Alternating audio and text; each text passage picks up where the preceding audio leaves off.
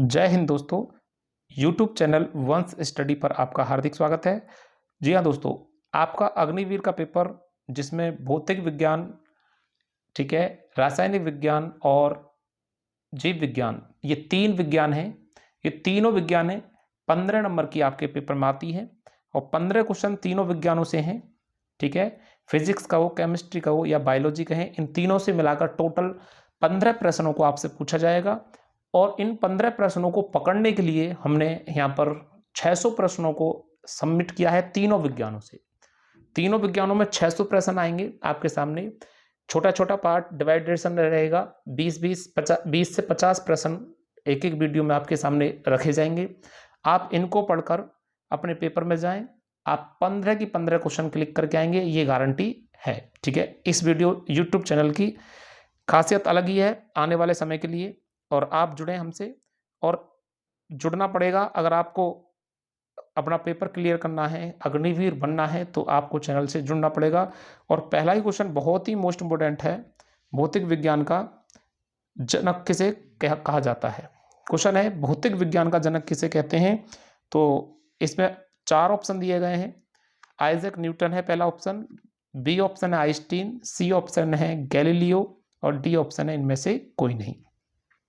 जैसा कि आप जानते हैं कि आइजैक न्यूटन को भौतिक विज्ञान का जनक कहा जाता है। ठीक है, ये आइजैक न्यूटन वही हैं जिन्होंने गुरुत्वाकर्षण बल को प्रेजेंट किया था, यानी गुरुत्वाकर्षण बल को परिभाषित किया था। ठीक है, और गुरुत्वाकर्षण बल क्या होता है, जो हमारा वायुमंडल है, उसकी संरचना को बनाने वाला जो बल है वो गुरुत्वाकर्षण बल ही होता है। ठीक है, गुरुत्वाकर्षण बल होता है। अगर हम वायुमंडल को देख पा रहे हैं, चीजों को दूर दूर देख पा रहे हैं, ठीक है, तो ये गुरुत्वाकर्षण बल के कारण ही देख पा रहे हैं। अगर गुरुत्वाकर्षण बल नहीं होता तो हम आपस में दूरी नहीं बना पाते। ये जो दूरी बनी हुई है हमारे बीच, ठीक है, दो व्यक्ति 10 मीटर की दूरी पर बैठे हैं तो उनके बीच जो बल काम करेगा वो गुरुत्वाकर्षण बल ही होगा। आइए, उन्हें हमने प्रश्नों में एक एक करके प्रश्नों में उनको बांटा है, एक अलग अलग प्रश्न उनके बनाए हैं और उनको देखते जाएं। ठीक है, तो पहला भौतिक विज्ञान का जनक किसे कहते हैं, तो आइजैक न्यूटन को कहते हैं। और ये आइंस्टीन जो हैं, यहां पर ध्यान दें, शास्त्रीय भौतिक विज्ञान का जनक है, शास्त्रीय भौतिक विज्ञान का जनक। ये भी आपको याद रखना चाहिए, भौतिक विज्ञान का जनक, शास्त्रीय भौतिक का जनक, ये भी कह सकते हैं आप। ठीक है, उसके बाद अगर हम बात करें ऑप्शन सी की, जिसमें आपने गैलीलियो दिया है, गैलीलियो को आधुनिक भौतिक विज्ञान का जनक कहते हैं, आधुनिक भौतिक का जनक। ये इसमें आपको ध्यान रखना है, आधुनिक भौतिक विज्ञान का जनक पूछता है तो आंसर गैलीलियो कीजिए, और अगर भौतिक विज्ञान का जनक पूछ रहा है तो आइजैक न्यूटन के ने। ठीक है, ये 2 प्रश्न यहां से बहुत ही मोस्ट इंपोर्टेंट है पहले ही प्रश्न में। आइए, नेक्स्ट प्रश्न है आपका, न्यूटन किसका मात्रक है। तो 4 ऑप्शन है, बल का, अपवर्तनांक का, शक्ति का और तरंगदैर्ध्य का। आप ध्यान देंगे, न्यूटन किसका मात्रक है, तो सही आंसर है बल का। और बल कैसी राशि है, बल कैसी राशि है, ये बल एक सदिश राशि है, ये भी आपको याद रखना है। ठीक है, न्यूटन किसका मात्रक है, बल का, और बल कैसी राशि है, सदिश राशि। इसी के साथ हम यहाँ बात करें अपवर्तनांक। अपवर्तनांक का मात्रक कोई नहीं होता, कोई मात्रक नहीं, कोई मात्रक नहीं है, इसकी कोई यूनिट नहीं है। मात्रक का मतलब यूनिट होता है, अपवर्तनांक की कोई यूनिट नहीं है। वहाँ पर ये बात करें शक्ति की, शक्ति का मात्रक वाट होता है, वाट कहें या फिर जूल प्रति सेकंड कहें, जूल प्रति सेकंड, ये आपको ध्यान रखना है। एक नई बात आपको बताई जा रही है, ये पेपर में आया है क्वेश्चन। शक्ति का मात्रक वाट सब जानते हैं, लेकिन जूल प्रति सेकंड बहुत कम लोग जानते हैं। उसी के साथ हम बात करें तरंगदैर्ध्य। तरंगदैर्ध्य का मात्रक क्या होता है, एंगस्ट्रॉम होता है, एंगस्ट्रॉम। तरंगदैर्ध्य का मात्रक होता है एंगस्ट्रॉम, और इसका प्रतीक होता है ए इनवर्स। ठीक है, यानी ए डिग्री। तो चारों बात आपको समझ में आई, चारों ऑप्शन समझ में आए। जितने भी मैं आपको मात्रक यहाँ से ऑप्शन के माध्यम से सारे के सारे कंट्रोल करा दूंगा। ये सब आप एक बार अपनी कॉपी पे नोट कर लीजिए। इसी के साथ प्रश्न तीसरा है, सीजीएस पद्धति में बल का मात्रक क्या है? ठीक है, यानी कि अभी एसआई पद्धति में बल का मात्रक न्यूटन पढ़ा है आपने, ठीक है, एसआई पद्धति में। अब क्वेश्चन पूछ रहा है सीजीएस पद्धति में बल का मात्रक क्या होगा? सही आंसर बनेगा डाइन। ये सीजीएस पद्धति में है और एसआई पद्धति में क्या होता है? बल का मात्रक न्यूटन होता है। क्लियर है सबको? और आपसे बात करें, ये जो जूल लिख रहा है, जूल किसका मात्रक है? ऊर्जा या कार्य? ऊर्जा या कार्य का मात्रक आपसे पूछता है तो आप बताएंगे जूल, ठीक है। पास्कल किसका मात्रक है? तो आप जानते हैं दाब। दाब का मात्रक क्या है? दाब का एसआई मात्रक क्या है? पास्कल, ठीक है। नेक्स्ट प्रश्न है, लंबाई का सबसे बड़ा मात्रक क्या है? वैसे दूरी का सबसे बड़ा मात्रक प्रकाश वर्ष होता है, यानी प्रकाश वर्ष किसका मात्रक है? दूरी का। लेकिन यहाँ क्वेश्चन है लंबाई का सबसे बड़ा मात्रक क्या है, ये आपसे बताना है। तो लंबाई का सबसे बड़ा मात्रक पारसेक होता है, ठीक है। और लंबाई का सबसे छोटा मात्रक आपसे पूछे तो फिर फर्मी बताएंगे आप, ठीक है। हेनरी किसका मात्रक है? हेनरी, हेनरी बहुत मोस्ट इंपोर्टेंट है।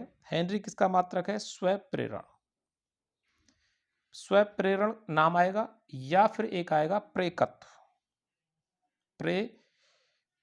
प्रेरकत्व ऐसे लिखेंगे, प्रेरकत्व का एसआई मात्रक जो आप बताएंगे वो हेनरी है, ठीक है। एक लास्ट इसमें ऑप्शन है वेबर। वेबर किसका मात्रक है ये आपको बताना है। तो वेबर किसका मात्रक है? चुंबकीय प्रवाह की एसआई इकाई। चुंबकीय प्रवाह की एसआई यूनिट, या यूनिट कहें या मात्रक कहें एक ही बात है, तो वेबर है, ठीक है। इतना आपको यहाँ ध्यान रखना है। या फिर हम ये कह सकते हैं वेबर चुंबकीय फ्लक्स, ध्यान दें, बहुत ध्यान से सुनना है मेरी बातों को। चुंबकीय फ्लक्स का मात्रक भी वेबर है, यानी कि चुंबकीय प्रभाव की एसआई इकाई पूछे तो वेबर, चुंबकीय फ्लक्स का मात्रक पूछे तो भी वेबर बताना है आपको।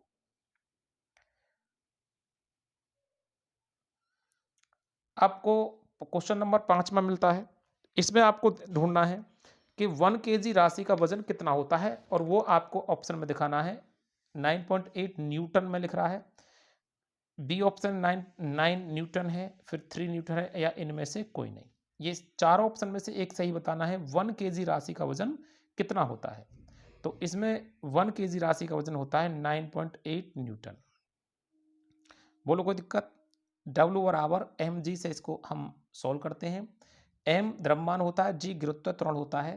तो 1 m का मतलब 1 kg है, और g का मात्रक होता है, यानी g का मान होता है 9.8, तो ये बनेगा 9.8 न्यूटन, ठीक है।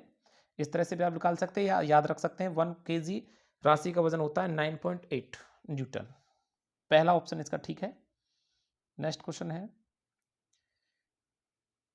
1 HP यानी 1 आवर्स 1 HP यानी हॉर्स पावर किसके बराबर होता है?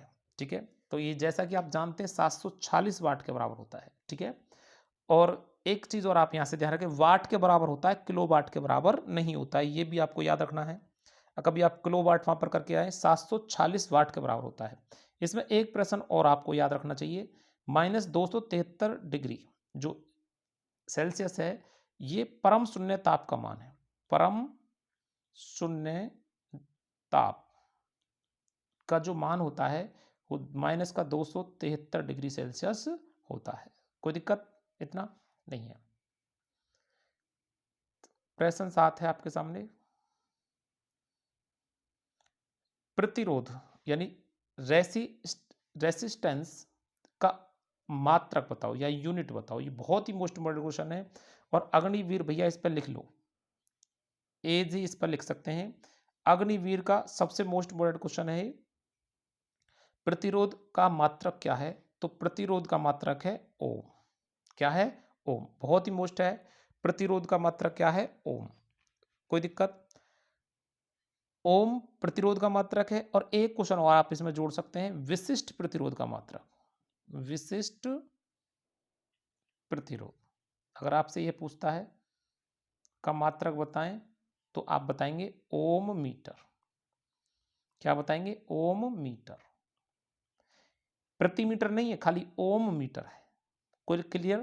प्रतिरोध का ओम है, विशिष्ट प्रतिरोध का मात्रक ओम मीटर है। प्रतिरोध पर हम चर्चा करेंगे बारीकी से जब हम इसका टॉपिक पूरा कंप्लीट आपको पढ़ाएंगे। सिर्फ वन लाइनर क्वेश्चन है यहाँ पर, सारे के सारे जितने भी शामिल किए गए हैं। प्रश्न 8 है आपके सामने।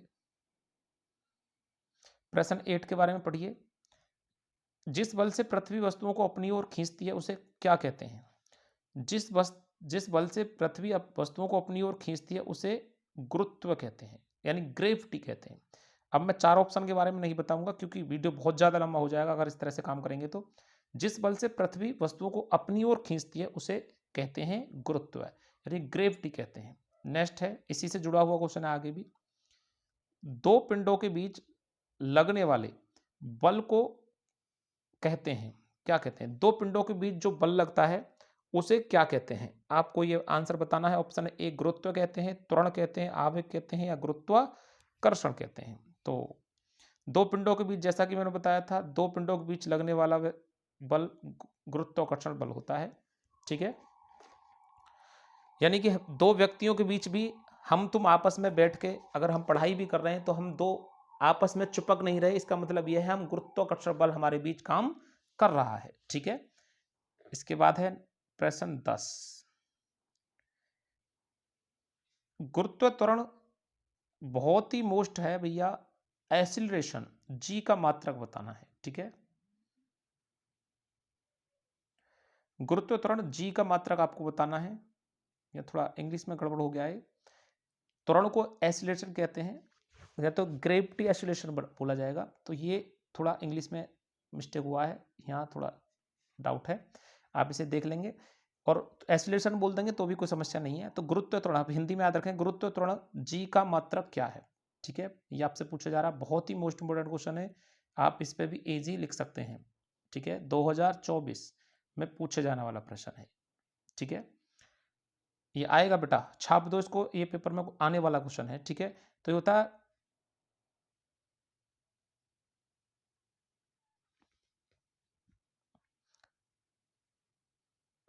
मीटर प्रति सेकंड स्क्वायर, यानी कि हम ये कह सकते हैं मीटर प्रति वर्ग सेकंड। इसमें ये आपको ध्यान रखना है, पहला वाला ऑप्शन इसका बिल्कुल ठीक है। ठीक है, क्लियर है सबको? बहुत ही मोस्ट है, 2024 में मैंने कह दिया, ये आएगा तो आएगा, आता ही है। फिर 11वां क्वेश्चन है, गुरुत्व त्वरण का मान किस पर निर्भर नहीं करता? बहुत ही मोस्ट है ये, गुरुत्व त्वरण यानी गुरुत्व त्वरण जी का मान किस पर निर्भर नहीं करता है? तो ये वस्तु के द्रव्यमान पर निर्भर नहीं करता है, इसको हमेशा याद रखना है।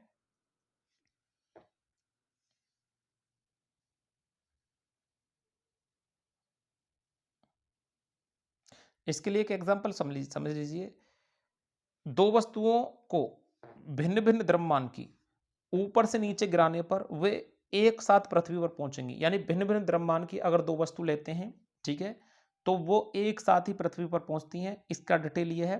तो आप ये याद रखेंगे वन लाइनर में कि गुरुत्व त्वरण का मान किस पर निर्भर नहीं करता है? तो द्रव्यमान पर निर्भर नहीं करता है। प्रश्न 12 है आपके लिए, पृथ्वी के ऊपर या नीचे जाने पर जी के मान पर क्या प्रभाव पड़ता है? तो जी का मान जैसा कि आप जाते हैं, चार ऑप्शन में से आप बताएंगे घटेगा, बढ़ेगा, स्थिर रहेगा या शून्य रहेगा। तो जैसा आप जानते हैं, सही ऑप्शन ए घटेगा। पृथ्वी के ऊपर या नीचे जाने पर जी का मान घटता है। ठीक है,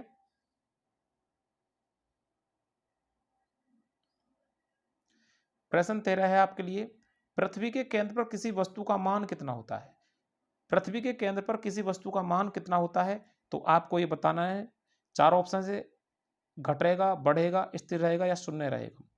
तो पृथ्वी के केंद्र पर किसी भी वस्तु का मान शून्य होगा, या आप ही पृथ्वी के केंद्र पर बैठेंगे तो आपका भी मान शून्य हो जाएगा। अब इन घटना, बढ़ना, स्थिर रहेगा, इन चार ऑप्शन के बारे में मैंने आगे प्रश्न एक एक करके इसमें सम्मिलित किया है। ठीक है, नेक्स्ट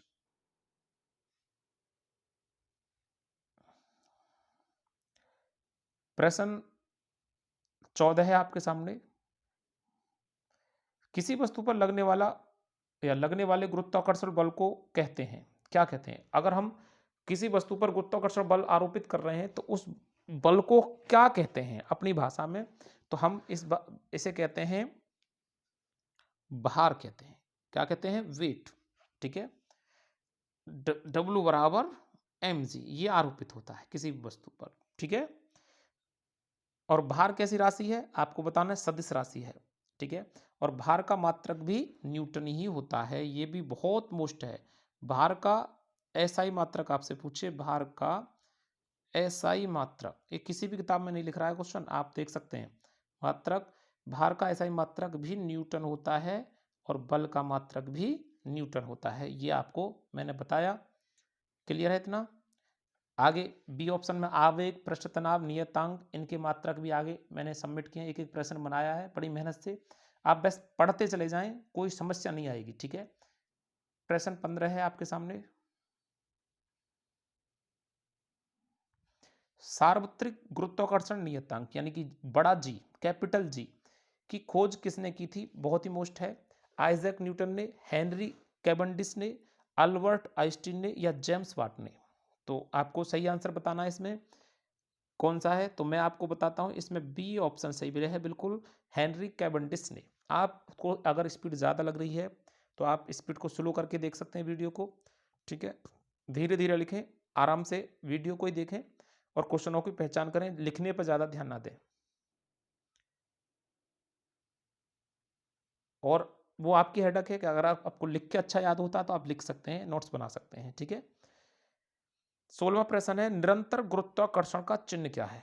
निरंतर गुरुत्वाकर्षण का चिन्ह क्या है?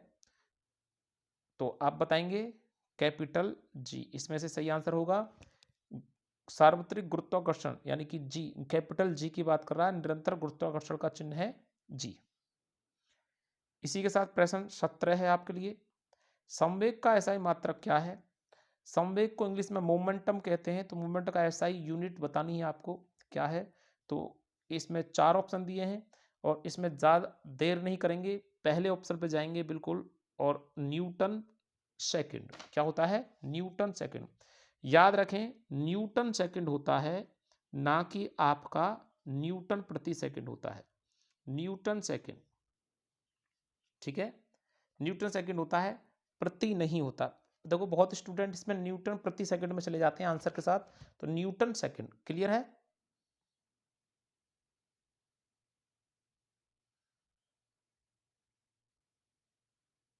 और एक बात और मैं आपको बताऊं, यहाँ पर अगर हम और भी बात करें, यहाँ पर थोड़ा सा मिस्टेक हुआ है। बी ऑप्शन भी बिल्कुल इसका ठीक है बेटा, ए भी ठीक है। अगर किलोग्राम में बात करें, किलोग्राम मीटर प्रति सेकंड में, तो बी भी ऑप्शन ठीक है।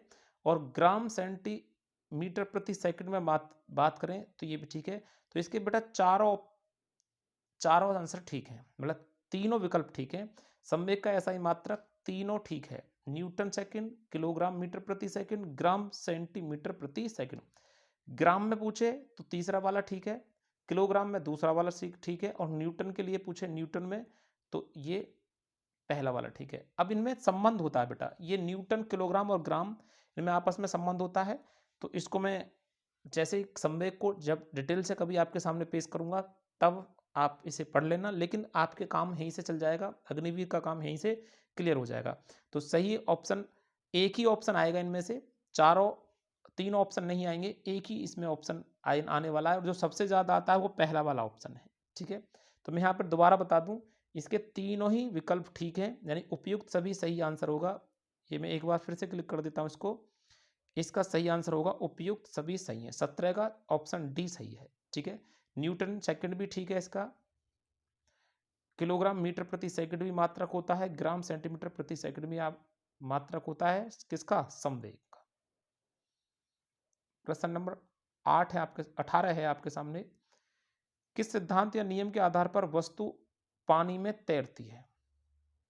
तो आर्किमिडीज का सिद्धांत है जिसके कारण वस्तु पानी पर तैरती है। ठीक है। इसी के साथ प्रश्न 19 है आपका।